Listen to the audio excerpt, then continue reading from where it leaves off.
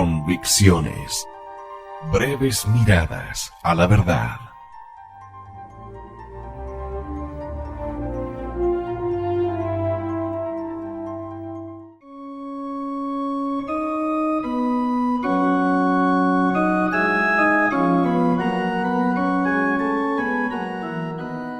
De la confesión.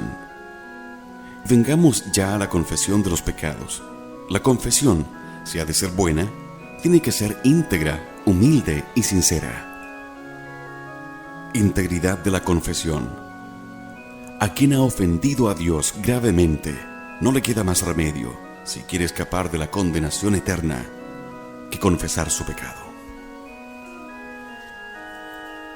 Pero, ¿y si me arrepiento de todo corazón? ¿Y si me voy a un desierto a alimentarme de hierbas y a dormir sobre el santo suelo? Puedes hacer lo que quieras, pero si no confiesas el pecado que cometiste y que tienes en tu memoria, no habrá perdón para ti. Digo que tienes en tu memoria, porque si lo olvidaste sin culpa tuya, y al confesarlo tuviste dolor general de todas tus ofensas hechas a Dios, quedó indirectamente perdonado. Basta que, cuando te acuerdes, lo declares en confesión.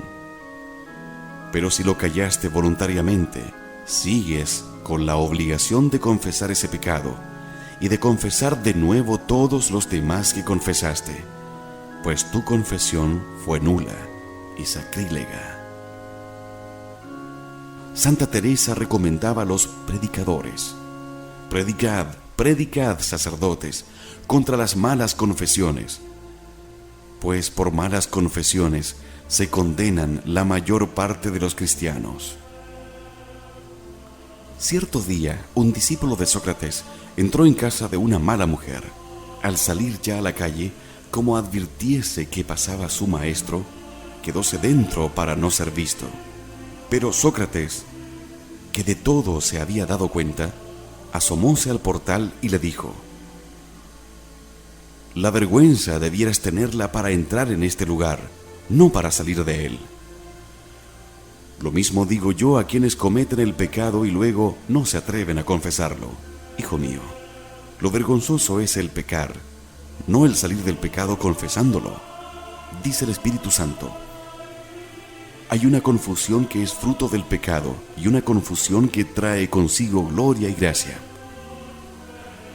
Juzguemos como deshonra hacernos enemigos de Dios por el pecado, mas no tengamos por tal recobrar la gracia divina y el cielo por la confesión de nuestras culpas. Vergüenza, ¿pero por qué?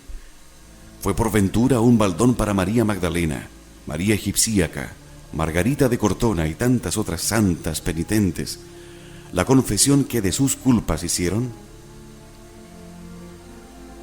Precisamente, por eso conquistaron el paraíso, donde, como princesas de tan glorioso reino, gozan de Dios y gozarán de Él por eternidades sin fin.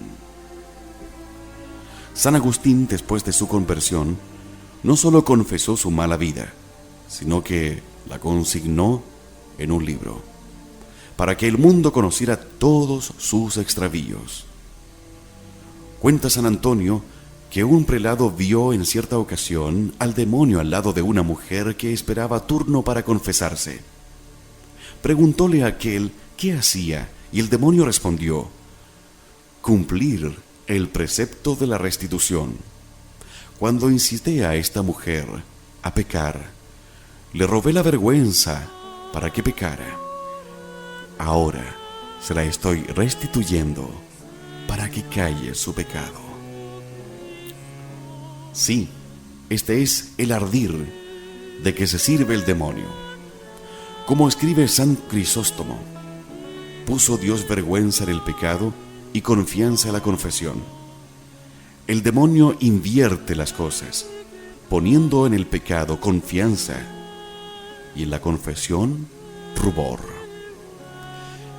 El lobo ahoga los gritos de la oveja atenazándole con sus garras la garganta, logrando así llevársela y devorarla. Esto cabalmente hace el demonio con algunas pobrecitas almas. Las sujeta por la garganta para que no declaren sus pecados y poder llevárselas tranquilamente al infierno. Refiriéndose a la vida del jesuita padre Juan Ramírez, que predicando en una ciudad, fue llamado a confesar a una joven moribunda. Era esta de buena familia y había llevado una vida aparentemente santa, pues comulgaba a menudo, ayunaba y hacía otras penitencias. Confesóse con muchas lágrimas al dicho confesor, el cual salió de allí sumamente consolado. Mas he aquí que mientras caminaba de retorno a su casa, díjole el compañero que consigo había llevado: Padre, mientras vos confesabais a la joven, vi que una mano negra le apretaba la garganta. Al oír esto, el padre Ramírez tornó a la casa de la enferma, pero al llegar ya la joven había muerto. Retiróse el padre a su convento, y estando en oración, aparecióse la difunta en forma horrible, rodeada de llamas y arrastrando cadenas, la cual le dijo que estaba condenada por acciones deshonestas con un hombre, que nunca había descubierto al confesor esos pecados, que en la hora de la muerte quiso confesarlos, pero que el demonio, como de costumbre, puso en su ánimo grande empacho, induciéndola a callarlos, y desapareció, dando espantosos alaridos en medio de un fuerte estruendo de cadenas. Hija mía, si has cometido algún pecado, ¿por qué no lo confiesas enseguida? Es que me da vergüenza. Desventurada de ti, exclamó San Agustín, únicamente piensas en que tienes vergüenza y no piensas en que, si no te confiesas, estás condenada, que te da vergüenza. Pero ¿cómo?, insiste el santo, no la tienes para hacerte la herida y la tienes para ponerte la venda que te la puede curar. El médico, dice el Concilio de Trento, si no conoce la enfermedad, no la puede curar. Oh, qué estrago hace dentro de sí el alma que, al confesarse, calla por vergüenza algún pecado mortal. Lo que para el pecado era remedio, dice San Antonio, se convierte en victorioso trofeo de Satanás. Cuando en la guerra se gana una batalla, pasean los soldados con orgullo las armas tomadas al enemigo. Oh, qué aires de triunfo se da el demonio con las confesiones sacrílegas, gloriándose de haber arrebatado al cristiano aquellas mismas armas con que podía él haberlo vencido. Pobres almas, que así convierten la medicina en veneno. Aquella infeliz mujer solo tenía un pecado en su conciencia. Callándolo en la confesión, cometió un sacrilegio, que es pecado mucho mayor. Ese es el triunfo del demonio. Dime, hermana, si por no confesar tu pecado tuvieras que verte abrazada viva en una caldera de pez hirviendo, y supieras que luego iba a ser conocido tu pecado por todos tus parientes y vecinos, dime, ¿lo callarías? Seguramente que no, sabiendo por otra parte que con solo confesarlo quedaría oculto tu pecado y tú libre de la ardiente caldera. Pues bien, esa cosa certísima que si callas tus pecados, irás a arder en el infierno por toda la eternidad y tus pecados quedarán al descubierto el día del juicio, no solo delante de tus parientes y paisanos, sino la faz del mundo entero. Todos nosotros hemos de aparecer de manifiesto delante de Cristo. Yo te desnudaré alzando hasta la cara tus vestidos. Descubriré a los pueblos tu desnudez. Mostraré a los reinos tus vergüenzas. ¿Has cometido el pecado? Pues si no lo confiesas, te condenas. Luego, si quieres salvarte, alguna vez tendrá que ser la confesión de tus culpas. Y si algún día habrá de ser, ¿por qué no ahora? ¿A qué esperas? ¿A que te sorprenda la muerte, después de la cual ya nunca podrás hacer confesión? Convéncete de que cuando más tardes en confesar tus pecados y cuando más multipliques los sacrilegios, más crecerá tu vergüenza y la obstinación en no confesarte. De la retención del pecado, escribe San Pedro Blesense, nace la obstinación. ¿Cuántas almas desventuradas se acostumbraron a callar sus pecados diciendo, cuando llegue la muerte los confesaré? Pero llegó aquel momento y tampoco los confesaron. Ten presente, además, que si no confiesas tus pecados, ya no tendrás paz en toda tu vida. Dios mío, ¿y qué infierno tiene que experimentar dentro de sí el pecador que se retira del confesionario sin haber declarado su culpa? Lleva siempre metida en el seno una víbora que sin cesar le está picando en el corazón. Infeliz, un infierno aquí en la tierra y otro después en la eternidad.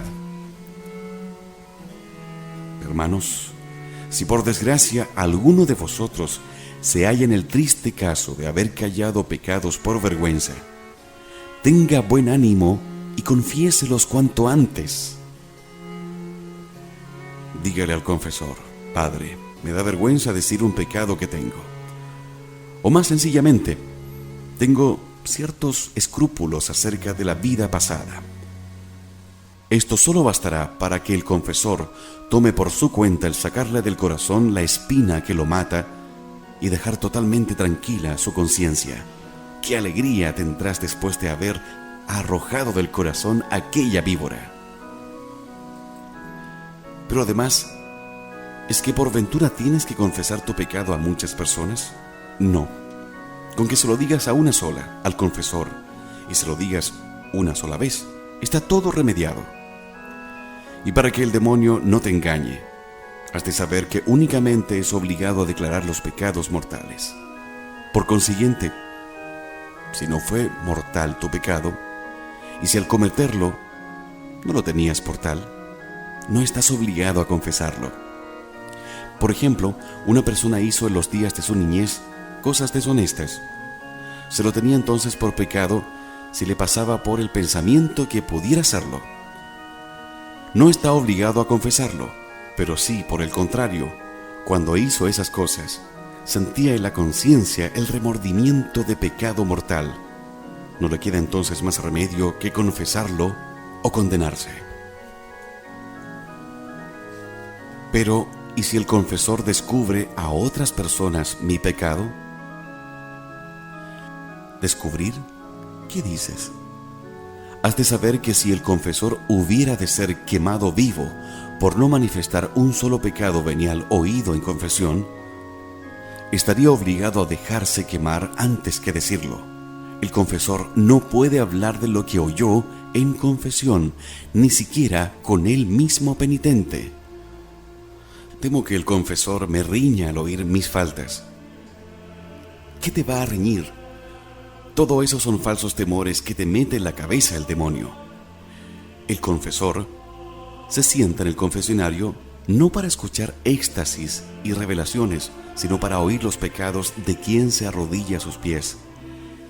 Y su mayor consuelo es tener delante a un pecador que le descubra llanamente sus miserias. Si en tu mano estuviera librar, sin esfuerzo, de la muerte a una reina herida por sus enemigos, ¿qué alegría no tendrías en salvar la merced a tus cuidados? Pues esto hace el confesor cuando se le acerca a un alma pecadora a decirle sus pecados. Él entonces, dándole la absolución, cúrala de la herida que le abrió el pecado y arráncala de la muerte eterna del infierno. En la vida de San Francisco trae San Buenaventura el hecho siguiente. Una mujer, en su lecho de muerte, acaba de expirar en presencia de sus familiares. Mas he aquí que al ir a amortajarla, se incorpora repentinamente en la cama y, agitada de pies a cabeza, presa de espanto, manifestó que su alma, en el momento de expirar, estaba ya para hundirse en los infiernos por haber callado un pecado en la confesión, pero que por las oraciones de San Francisco había vuelto a la vida. Inmediatamente hizo venir a un sacerdote, se confesó deshecha en lágrimas y luego recomendó a todos los circunstantes que se guardasen de callar ningún pecado en sus confesiones, porque la misericordia que Dios había usado con ella no la tendría con otros. Y dicho esto, de nuevo expiró. Si el demonio te tienta a ocultar algún pecado, respóndele como lo hizo cierta señora llamada Adelaida. Había tenido relaciones deshonestas con otro señor, el cual, en un momento de desesperación, se había estrangulado con sus propias manos, muriendo con signos de réprobo. La mujer entonces retiróse a hacer penitencia en un convento. Y aconteció que, yendo un día a confesarse de todos sus pecados, se le apareció el demonio y le dijo: «Adelaida, ¿a dónde vas?» «Voy», respondió ella, «a confundirme yo y a confundirte a ti, confesándome». Esa debe ser también tu respuesta cuando el enemigo te tiente a ocultar algún pecado en la confesión. Voy a confundirme yo y a confundirte a ti.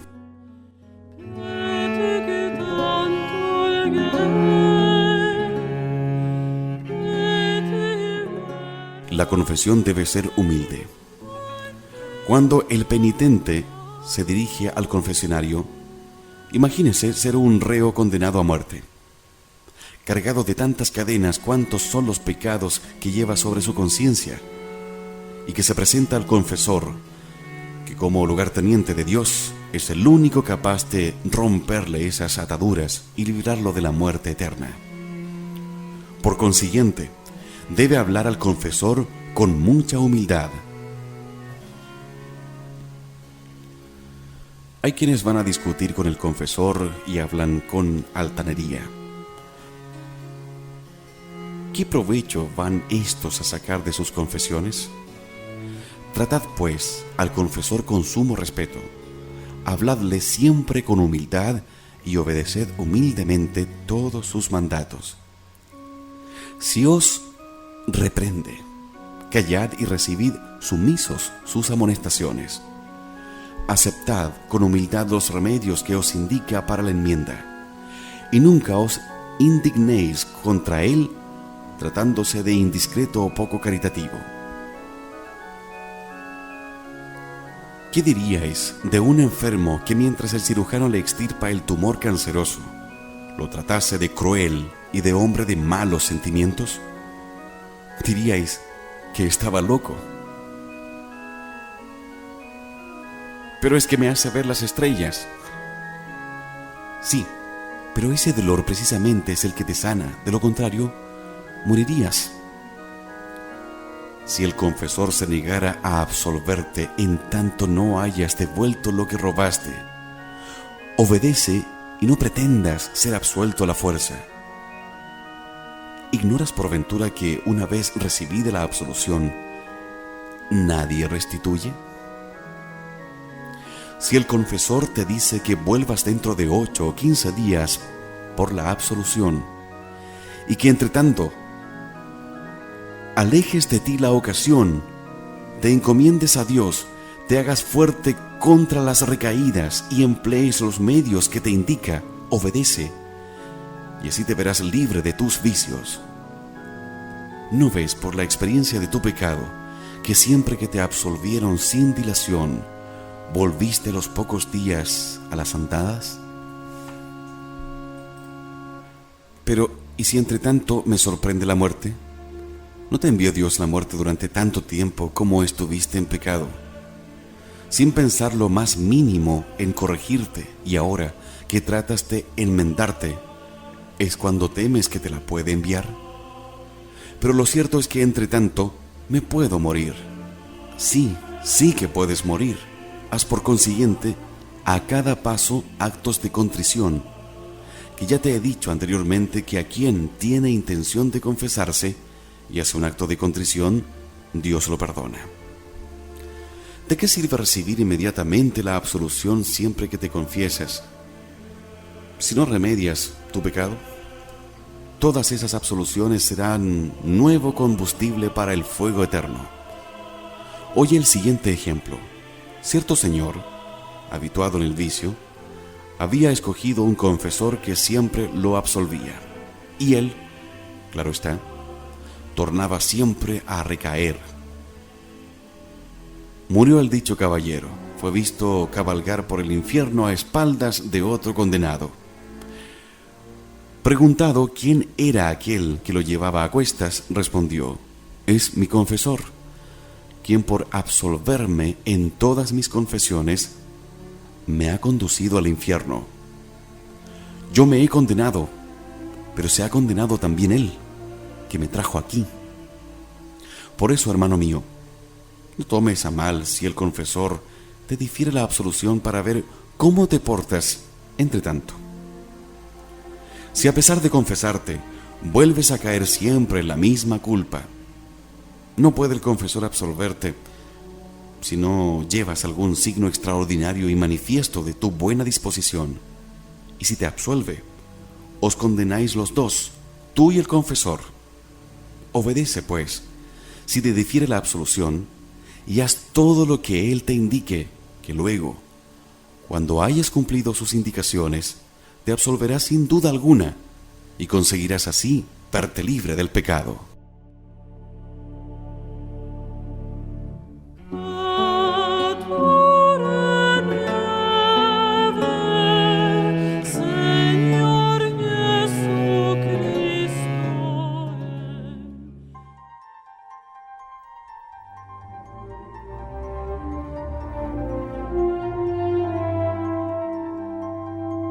Convicciones.